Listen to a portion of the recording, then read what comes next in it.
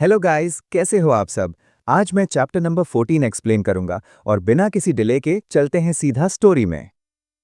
Story की शुरुआत होती है का सन्नाटा और बदलता पासा। पूरे ऑफिस में सन्नाटा पसरा था। तभी एक कड़क आवाज गूंजी। ये कैसे हो सकता है? देखने वाले अपनी आंखों पर यकीन नहीं कर पा रहे थे।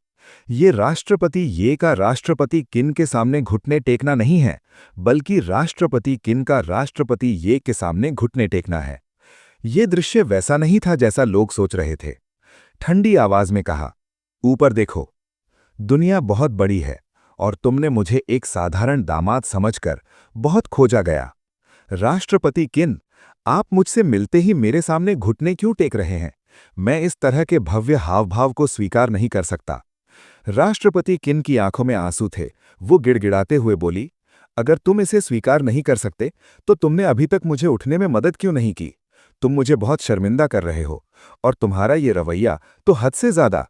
तभी राष्ट्रपति किन गुस्से में चिल्लाई, धिक्कार है वांग परिवार पर। अगर वे ना होते तो मैं अपने बॉस को नाराज न करता। उसने आगे कहा, मुझे खेद है राष्ट्रपति ये, मैं गलत था। कृपया कल मैंने जो कहा उसके लिए मुझे क्षमा कर दीजिए। राष्ट्रपति ये, मुझे माफ कर दीजिए। मुझे नहीं पता था कि आप ही इस साम्राज्य के मालिक हैं। ये चेन ने मुस्कुराते हुए कहा।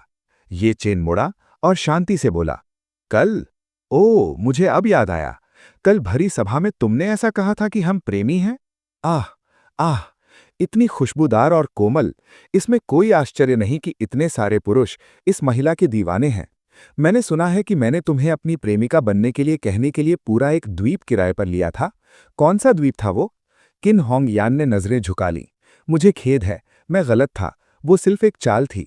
ये चेन ने पास आकर कहा, ठीक है, पहले तुम उठो, फिर हम बात करेंगे। मुक्त करना। ऑफिस के पर्दे बंद कर दो। अगर दूसरे कर्मचारियों को यह दिखेगा तो अच्छा नहीं लगेगा। मुड़ो। हाँ।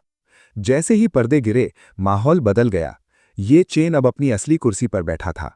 राष्ट्रपति किन, कल आपने कहा था कि आप युनज़ौ के ये के लिए आजीविका के सभी साधन छीन लेंगे।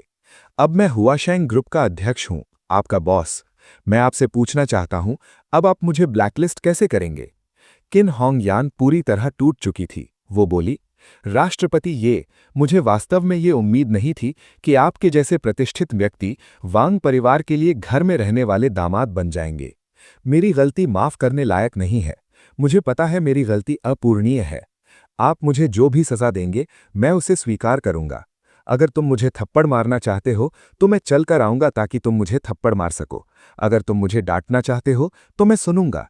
अगर आप मुझे नौकरी से निकालना चाहते हैं तो मैं अभी अपना सामान पैक करके चला जाऊंगा और फिर कभी आपके सामने नहीं आऊंगा और आपको गुस्सा नहीं दिलाऊंगा।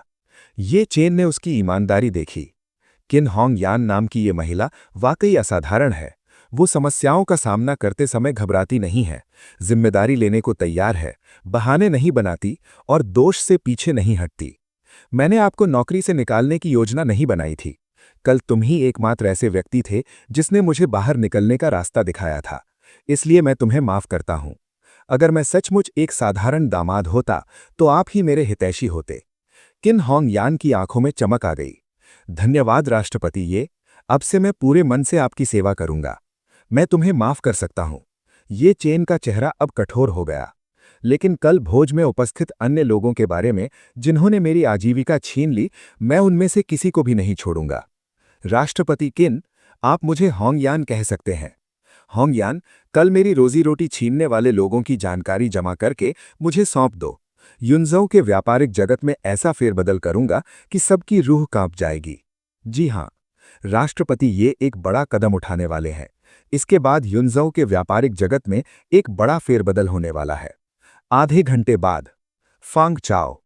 फाइलों का ढेर मेज पर था। किन होंगयान ने कहा, राष्ट्रपति ये, आपको जो जानकारी चाहिए थी वो सब यहां मौजूद है। ये चेन ने फाइल देखते हुए कहा, फांग चाओ को देखो, उसके परिवार की संपत्ति लगभग 10 अरब है। क्या तुम्हारे जैसा हारा हुआ इंसान उसकी बराबरी कर सकता है? मैंने सुना है कि फांग परिवार युनज़ौ का एक उच्च कोटि का परिवार है जिसकी संपत्ति लगभग 10 अरब है। मुझे लगता है कि वे प्रथम श्रेणी के हैं। 2 साल पहले उनके पास शायद 10 अरब थे, लेकिन अब ये संख्या बहुत कम हो गई है।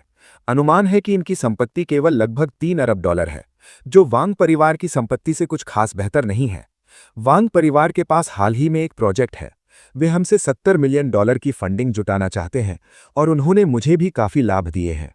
मैं उन्हें दिए गए सभी लाभ लौटा दूंगा और उनसे कहूंगा, हुआ शैंग, अब हमारे साथ सहयोग करने का सपना भी मत देखना। वांग जियाकी के पास सच में आंखें नहीं हैं। उस हारे हुए फांग चाओ को चुनना वाकई शर्मनाक है। एक बार जब उसे ये चेन की असली पहचान पता चल जाएगी तो शायद उसे तब तक पछतावा होगा जब तक उसकी आंतें हरी न हो जाएं। ये दो अलग अलग मामले हैं। मैंने वांग परिवार को व्यापारिक सौदों से सिर्फ इसलिए नहीं निकाला क्योंकि मेरा उनसे संबंध था। मुझे उस परियोजना का प्रस्ताव दिखाओ ताकि मैं उस पर विचार कर सकूं। जी हाँ, मैं अभी आपके लिए ले आता हूं। कोई बात नहीं, मैं तुम्हारे साथ चलूंगा। इस दौरान मुझे आश्चर्य है कि क्या राष्ट्रपति किन ने ये चेन को पकड़ लिया है। अरे, ये यंग मास्टर फांग नहीं है। तुम हो? यंग मास्टर फांग मुझे याद नहीं करते। ये तो वाकई दिल तोड़ने वाली बात है। उस दिन लिंक्स बार में तुमने मुझे ड्रिंक्स पिलाईं और फिर हम गए। तुमने पूरी रात मुझे तंग किया। धत तेरी की, लगता है उस दिन मैंने बहुत ज्यादा पी ली थी। मैंने तो इतनी घटिया चीजें भी खा लीं। ओह, मुझे याद आया। आप हुआशेंग में काम करते हैं, लेकिन इस व्यापक दायरे का उपयोग किया जा सकता है। प्रिय, मुझे जल्दी से ऊपर ले चलो। आपके राष्ट्रपति किन जानलेवा खतरे में है। 1 मिनट बाद कटिंग। अरे, मैं आपको बता दूं, जब उसने राष्ट्रपति को देखा तो वो तुरंत घुटनों के बल बैठ गई।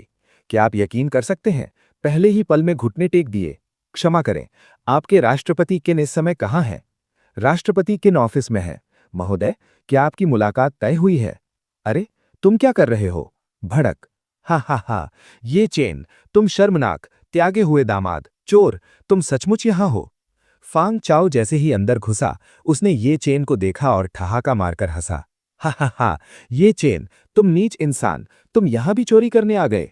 बहन होंग यान, डरो मत, मैं इस निकम्मे को अभी धक्के मारकर बाहर निकालता हूं ताकि वो तुम्हारी आंखों का अपमान न करे।